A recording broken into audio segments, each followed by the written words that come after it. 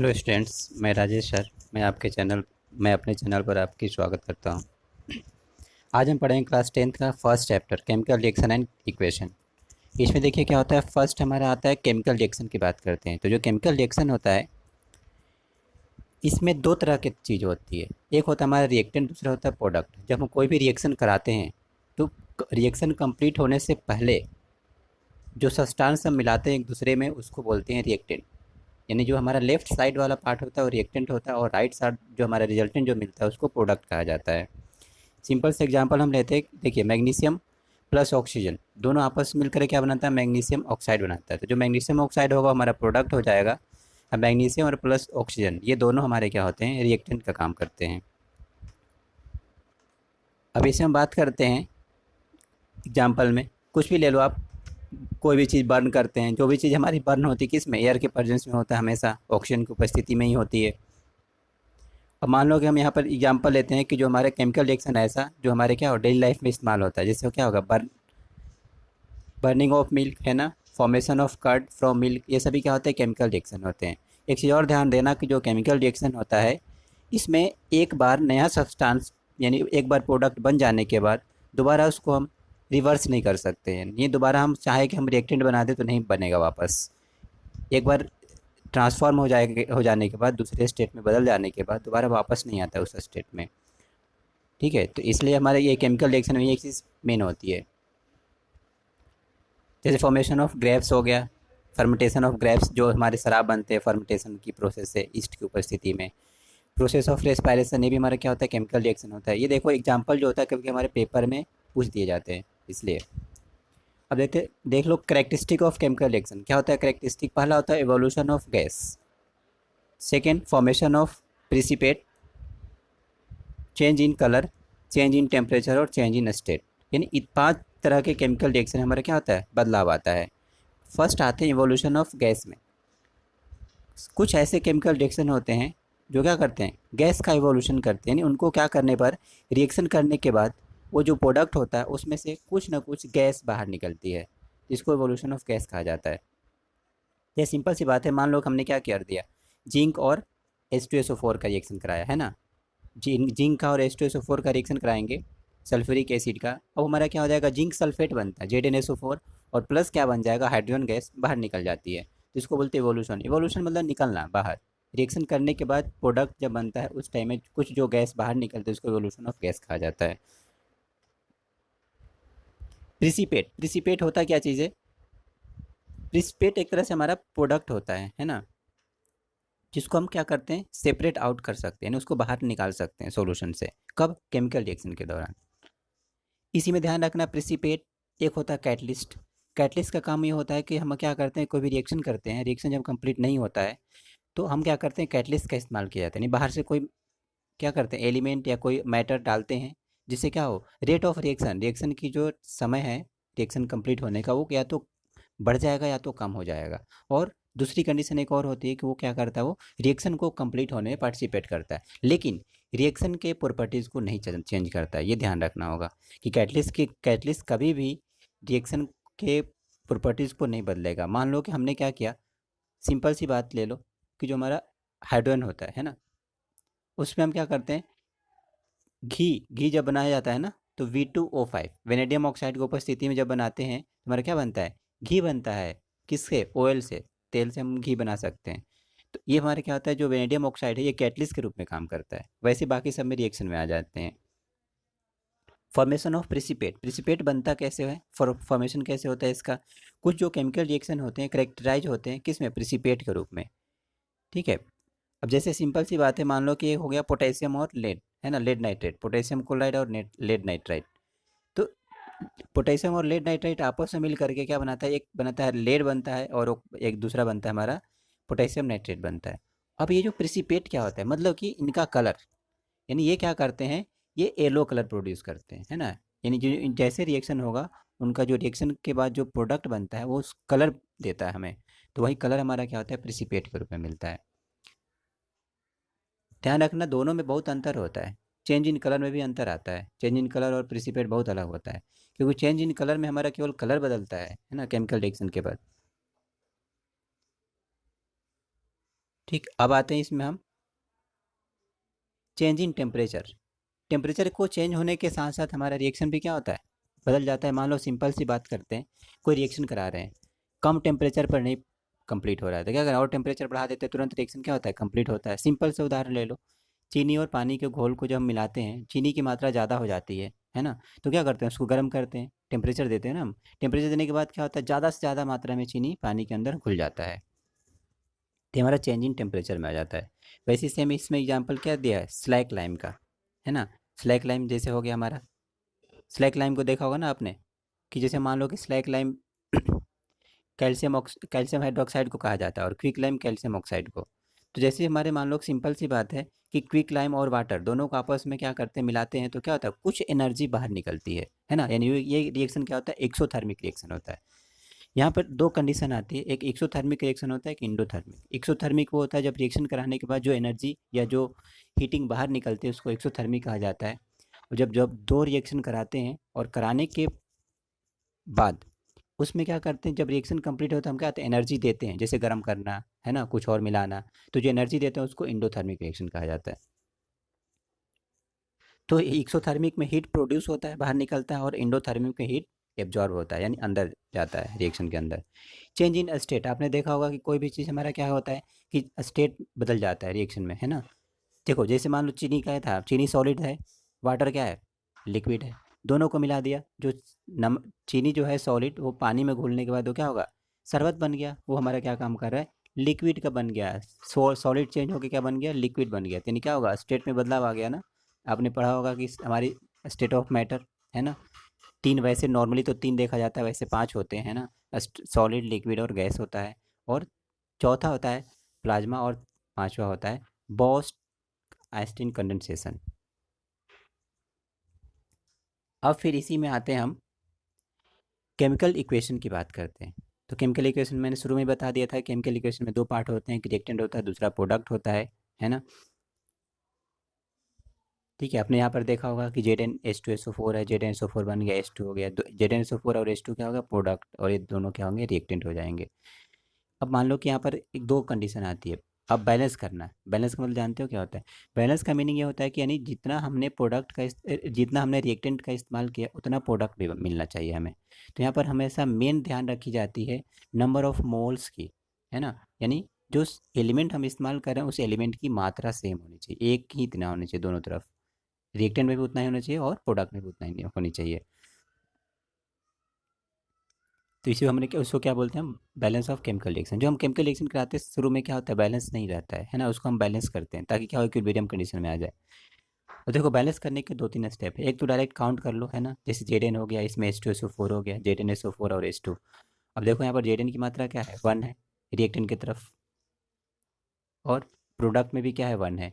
Hydrogen की मात्रा इधर भी, इधर 2 है, उधर भी 2 है, और एटम एस का सल्फर की मात्रा यहाँ पर 1 है, उधर भी 1 है, और एटम ओ ऑक्सीजन की मात्रा कितनी है, इधर भी 4, उधर, यानी क्या ये केमिकल रिएक्शन बैलेंस है। और जहाँ बैलेंस नहीं होता है वहाँ पे क्या करते हैं, मल्टीप्लाई करके बैलेंस की जाती है।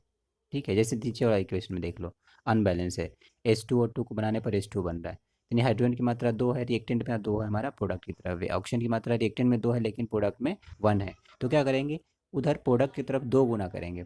जब प्रोडक्ट में 2 गुना करेंगे तो ये भी 2 होना चाहिए, रिएक्टेंट भी 2 होना चाहिए, तो ये 4 हो जाएगा। तो यहाँ पर 2 दो कर देंगे गुना हमारा कहाँ पर, प्रोडक्ट की तरफ, और 2 कर देंगे ऑक्सीजन में। अब देखो 2 गुना करने के बाद हाइड्रोजन की मात्रा 4 बढ़ गई प्रोडक्ट की तरफ, तो हाइड्रोजन भी 4 हमारी बढ़ानी पड़ेगी रिएक्टेंट में भी, तभी तो बराबर होगा। फिर इधर भी गुना कर देंगे। एक्सोथर्मिक हमने बता दिया था शुरू में ही कि एक्सोथर्मिक रिएक्शन क्या होता है, जो क्या होता है, हीट रिलीज करता है ना। रिएक्टेंट की हीट क्या होता है, इन्वॉल्व होता है, रिलीज होता है, प्रोड्यूस होता है, बाहर निकलता है। अब इसमें दो तीन एग्जाम्पल हैं, बर्निंग ऑफ कार्बन, है ना। यदि कार्बन को हम ऑक्सीजन के प्रेजेंस में जलाते हैं तो क्या होगा, देखा होगा गर्मी मिलती है ना, हीटिंग, जैसे लकड़ी जला लो, कुछ भी जला लो, क्या करता है, गर्मी प्रोड्यूस करता है, क्या रहा, वो एक्सोथर्मिक हो जाता है। बर्निंग ऑफ नेचुरल गैस, यानी ध्यान रखना, कोई भी चीज़ बर्न हो रहा है, कोई भी जल रहा है ना, खुद से जल रहा है ना, तो हमारा क्या हो जाएगा, एक्सोथर्मिक में होगा। ऑल द कम्ब्यूशन रिएक्शन, सभी कम्ब्यूशन रिएक्शन क्या होता है, एक्सोथर्मिक होता है। रेस्पायरेशन भी हमारा क्या होता है, एक्सोथर्मिक होता है। ध्यान रखना, रेस्पायरेशन वाला पार्ट इंपॉर्टेंट है, कभी भी पेपर में आ जाते हैं।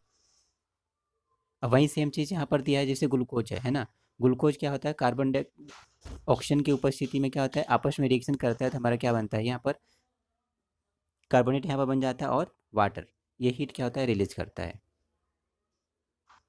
देखो रेस्पिरेशन एक्सोथर्मिक कैसे होता है, पेपर में कभी आ जाता है, तो देखिए रेस्पिरेशन एक्सोथर्मिक इसलिए होता है क्योंकि हमारी कभी भी हम रेस्पिरेशन करते हैं, सांस लेते हैं, सांस छोड़ते हैं, तो क्या होता है उस टाइम में एनर्जी हमारे शरीर से बाहर निकलती है। इंडोथर्मिक की बात करते हैं, इंडोथर्मिक हमारा रिएक्शन क्या हो जाता है, इंडोथर्मिक रिएक्शन में जो हीट क्या होती है, एब्जॉर्ब हो जाती है, यानी रिएक्शन करने के टाइम में हीटिंग की ज़रूरत पड़ती है, हीट देना पड़ता है। जैसे नाइट्रोजन और ऑक्सीजन दोनों आपस में मिलेंगे तो क्या करें, इसमें गर्म करना पड़ा दोनों को मिला करके। अब ये तब बनना गया कि हमारा नाइट्रोजन ऑक्साइड बनता है, फिर इसको हम आसानी से बैलेंस कर देंगे।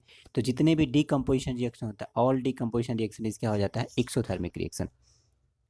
ठीक है, जैसे फोटोसिंथेसिस होता है वो भी क्या होता है, एंडोथर्मिक रिएक्शन होता है। फोटोसिंथेसिस भी इंडोथर्मिक होता है, क्यों, क्योंकि फोटोसिंथेसिस में देखा होगा कि जो सन की लाइट से जो एनर्जी होती है, प्लांट क्या करता है, अपने पास से एब्जॉर्ब करता है और फिर उससे क्या करता है, वो फूड बनाता है ना, भोजन बनाता है अपना, इसलिए हमारा क्या होता है, इंडोथर्मिक में आ जाता है।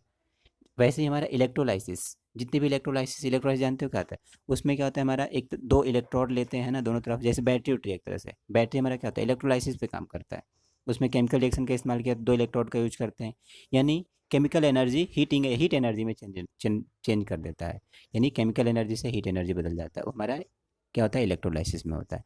उसमें क्या होता है, आयन क्या होता है, ब्रेक हो जाता है, और वहीं आयन क्या होता है, इलेक्ट्रॉन और प्रोटॉन का वो करते हैं, फॉर्मेशन करते हैं, जिसकी वजह से हमारा क्या होता है, सप्लाई आने लगती है।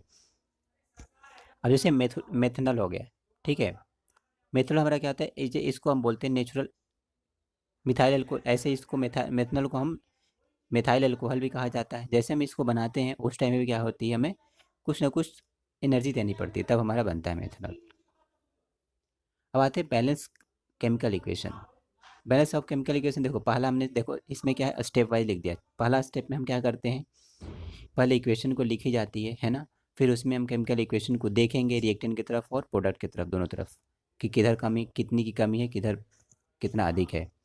सेकेंड स्टेप में करते हैं कि सभी का सिंबल है ना, जो सिंबल होता है सभी देखा हो ना, इलेक्ट्रॉन का सभी एलिमेंट होते हैं, जैसे नाइट्रोजन हो गया, इसका एन सिंबल होता है, सोडियम का Na होता है, तो ऐसे जो सिंबल होता है उसको ध्यान में रखेंगे सभी रिएक्टेंट और प्रोडक्ट की तरफ, और उसको क्या करेंगे, इक्वेशन को के रूप में लिख देंगे। तीसरे स्टेप में जब बैलेंस करना होगा तो हम क्या करेंगे, दोनों तरफ मल्टीप्लाई की जाएगी, है ना, जिधर कम होगा उधर उतना गुना कर देंगे, और जिधर ज़्यादा होगा उधर फिर हम क्या करेंगे, ज़्यादा हो जाएगा तो फिर अगले वाले में करना पड़ेगा ताकि बराबर हो जाए दोनों। फिर इक्वेशन को हम देखेंगे क्या, रिएक्टेंट और प्रोडक्ट की तरफ, दोनों की तरफ क्या है, हमारा जो रिएक्टेंट और प्रोडक्ट का एलिमेंट जो इस्तेमाल किया गया था वो बराबर है, बराबर हो गया तो क्या, बैलेंस हो गया हमारा। अब आते हैं type of chemical reaction. Chemical reaction में पहला होता है हमारा कम्बिनेशन रिएक्शन, और कम्बिनेशन रिएक्शन की बात करते हैं हम, इसमें क्या होता है, मतलब कि जो सिंगल प्रोडक्ट होता है, दो सिंगल प्रोडक्ट है ना, आपस में मिल करके एक रिएक्टेंट बनाते हैं, मतलब रिएक्टेंट हमारा एक ही मिलेगा, लेकिन हम रिएक्शन किससे कराएंगे, दो एलिमेंट का कराएंगे, जैसे कार्बन हो गया, ऑक्सीजन हो गया, इन दोनों को आपस में रिएक्शन कराएंगे तो कार्बन डाइऑक्साइड बनेगा, हाइड्रोजन और ऑक्सीजन को करेंगे तो H2 बनेगा, है ना, ऐसे। इस तरह से हम क्या करते हैं, इसको बोलते हैं हम कम्बिनेशन। कम्बिनेशन मतलब कंबाइंड होना, मतलब जुड़ना, जुड़ करके एक प्रोडक्ट बनाता है। फिर सेकेंड हमारा हो जाता है कम्बिनेशन के बाद डीकम्पोजिशन रिएक्शन। एग्जाम्पल इसमें ध्यान रखना है ना, पेपर में कभी आ जाता है कौन सा रिएक्शन होता है ना, डीकम्पोजिशन। अब मान लो कि डीकम्पोजिशन की बात करते हैं, इसमें सिंगल जो कंपाउंड होता है, डीकम्पोज जानते हो, डीकम्पोज मतलब क्या होता है, ब्रेक होना, यानी जो सिंगल सब्सटेंस होता है वो ब्रेक होकर के दो या दो से अधिक एलिमेंट के या कंपाउंड के रूप में ब्रेक हो जाते हैं, होकर अलग हो जाता है ना। तो ध्यान रखना, कभी भी डीकम्पोजिशन रिएक्शन होता है तो वहाँ पर गर्मी की जरूरत पड़ती है, हीटिंग दी जाती है। तो ये रिएक्शन क्या होता है, कभी भी इन्वॉल्व होगा तो हमेशा एनर्जी सोर्स के रूप में, एनर्जी सोर्स के बाद ही होता है। जैसे मान लो हीट दे दिया हमने, लाइट के उपस्थिति में रिएक्शन होगा, इलेक्ट्रिसिटी दे देंगे तब रिएक्शन होगा, ये सभी रिएक्शन इसके प्रेजेंस में होगा तभी हमारा क्या बनेगा, डिकम्पोज होगा, तभी ब्रेक होगा वो। जैसे यहाँ पे एग्जांपल दिया, CaCO3 आपस में देखो ब्रेक होकर क्या बना, CO बना, CO2 बना, है ना, कैल्शियम ऑक्साइड और कार्बन डाइऑक्साइड बन रहा है। फिर ऐसे ढेर सारे यहाँ पर रिएक्शन है। डिकम्पोजिशन रिएक्शन का इस्तेमाल दिया गया कहाँ कहाँ करते हैं हम, है ना। डिकम्पोजिशन रिएक्शन क्या होता है, जैसे इलेक्ट्रिसिटी में, है ना, इलेक्ट्रिसिटी में इस्तेमाल की जाती है। और होता है हमारा डिकम्पोजिशन रिएक्शन का हमारे शरीर में भी इस्तेमाल होता है ना, डाइजेशन करने के लिए। हमारे शरीर में जो डाइजेस्ट होता है फूड, वो क्या होता है, ब्रेक हो जाता है ना फूड, तो वो हमारा क्या होता है, डिकम्पोजिशन रिएक्शन होता है। डिस्प्लेसमेंट, डिस्प्लेसमेंट का मतलब क्या होता है कि यानी डिस्प्लेस होना, यानी इसमें ध्यान रखना एक कंपाउंड के जो निगेटिव एलिमेंट होते हैं दूसरे के साथ पॉजिटिव के साथ जुड़ जाते हैं, उसको बोलते हैं डिस्प्लेसमेंट। डिस्प्लेसमेंट जानते हो, मान लो कि एक पोजीशन पे दूसरा है और दूसरे पर पोजीशन दूसरा बैठा, हम क्या करेंगे, इसको उठाकर वहाँ बैठा देंगे और उसको उठा के वो वहीं पर आएगा, लेकिन इसको बस उठा के इसमें से कुछ पार्ट को ले जाकर उसको दे देंगे। सिंपल से एग्जांपल ले लो, मान लो कि आपके पास 5-6 पेन है ना, तो उसमें से 2 पेन क्या किया हमने दूसरे को दे दिया, क्या होगा, डिक ये हमारा क्या होगा, डिस्प्लेसमेंट हो गया, यानी हमारे पास 3 पेन बच गया, 2 उसको दे दिया गया। ऐसे ऐसे ही देख लो, इसमें CuSO4 है, कॉपर सल्फेट है, उसको जिंक के साथ रिएक्शन कराएंगे तो जिंक क्या करा है, SO4 को अपने पास रख लिया है ना, और कॉपर अलग निकल गया।